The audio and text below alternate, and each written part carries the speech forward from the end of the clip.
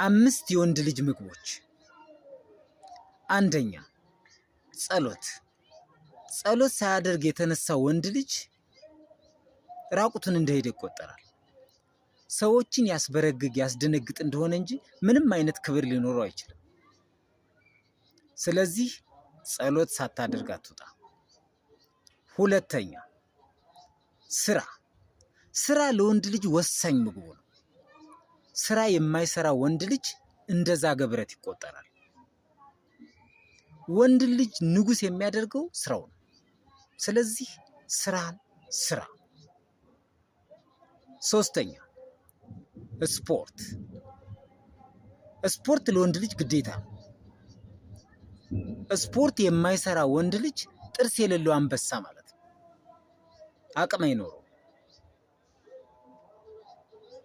ስለዚህ ከስፖርት ራስን አትቆጥብ። አራተኛ መጽሐፍ። መጽሐፍ የማያነብ ወንድ ልጅ እንደ ባዶ በርሜል ይቆጠራል።